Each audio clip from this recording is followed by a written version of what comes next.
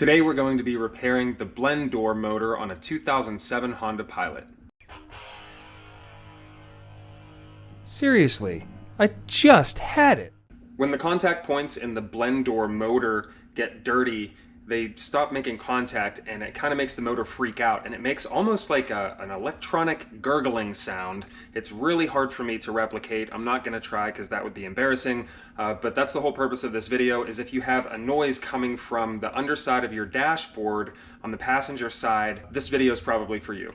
The tools that you'll need for this project are a 1/4 inch ratchet, 7mm deep well and shallow well sockets, a valve paint marker, a very small screwdriver, and another standard long screwdriver, some electrical parts cleaner, a rag, and a flashlight to see what you're doing. Right here is our blend door motor, and the first thing we're going to want to do is turn the ignition on and activate the fan, and then turn the knob the whole way to cold so that this linkage right here gets as close to you as possible. Then we can turn off the ignition, and using a flathead screwdriver, we're going to take this little plastic tab and we're going to push it forward just like that. It'll click, and then this linkage will actually drop out. Next, you'll remove 3 7mm screws, one here, and one here, and then pushing this tab in, you'll remove the electrical clip, and then the whole motor will come out. After you pull out the 3 screws, this guy will just fall right out. Next, I'm just going to mark right along here with a valve paint marker, just so that I have a point of reference as to where this thing goes back together, just to ease installation. The next thing I'm going to do is remove this arm linkage here from the motor itself. There's a small plastic tab right here that you can reach in with a small screwdriver and just kind of twist and lift and pull this guy off and set it aside. Now that I have the linkage off, I want to separate this. There are 6 tabs that you'll need to gently, very gently, lift up on, 2 on here and then 4 on the outside. So you just want to use a small screwdriver and gently pry up on those. Be careful, they are really easy to break, so that's what we're going to do next. Once you get all these clips separated, the whole housing will actually come apart. The next thing you want to do is to pull the motor out and set it aside. And just to be on the safe side, I'm going to mark 2 little spots here so that whenever I line this up and I put it back together and I put the motor back in, it's in the same spot whenever I go to put my linkage arm back together. Now, just gently pushing up on the back side, I'm going to push this pulley up and out. And this is where your contact issues come from. So what we're going to do is we're going to take some electric cleaner and we're going to clean up all this grease, and we're going to wipe everything off, and then we're going to re-grease everything with some dielectric grease and start reassembling. I'm just going to wipe that guy off, and then you'll wipe off the contact points that meet that gear wheel also.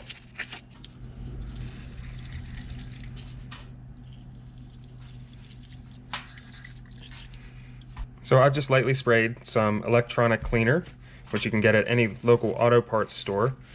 And I'm just spraying it over top just to clean these up really well and make sure there isn't any gunk on them, because that's one of the reasons these things spaz out.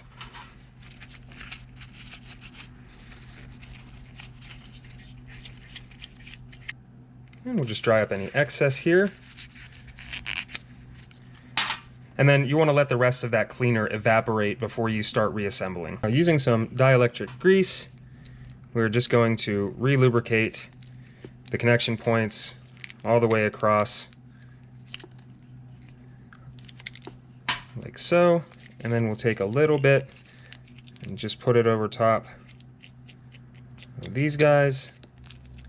And I'm also going to put a tiny little bit on these gear wheels as well, just to make sure things stay well lubricated.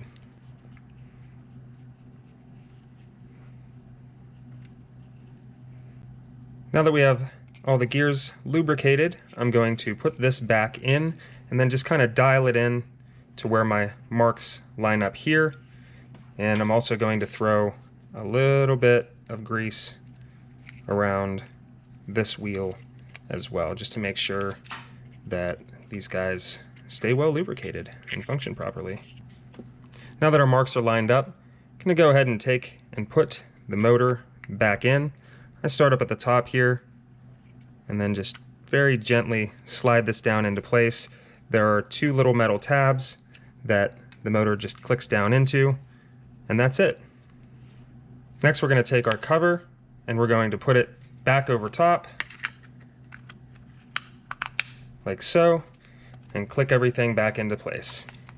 Now that it's clicked back together, we're going to take our linkage, make sure that we're lined up, which we are, and then just click that back into place. Now we're ready to reinstall.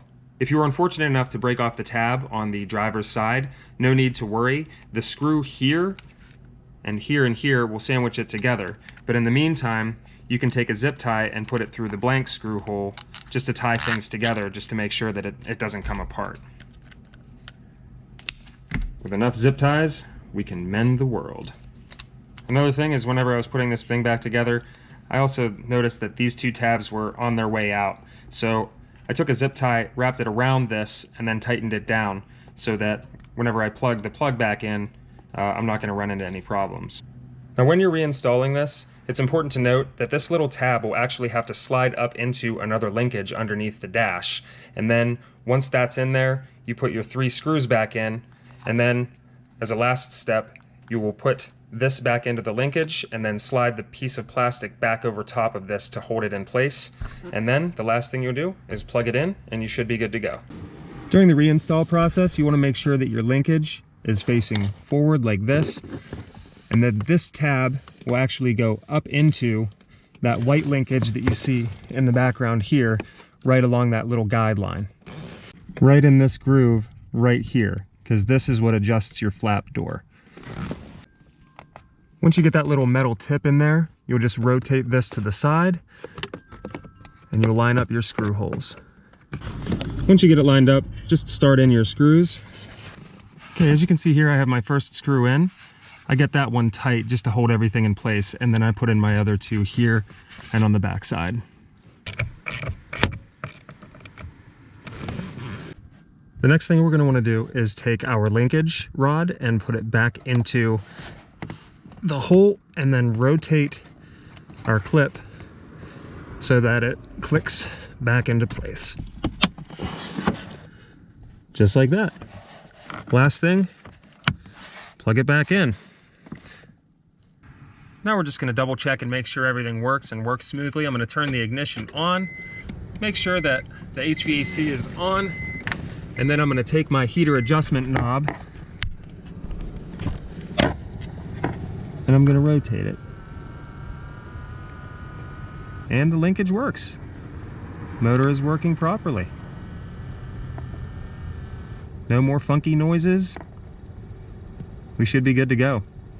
We got things all back together in the pilot. It is working perfectly. It's not making noises or causing us any problems. And now the blend door is working, so the heat and the cold is working properly as well. So thank you very much for watching. Don't forget to like and subscribe so you don't miss out on future content, and we'll see you in the next one.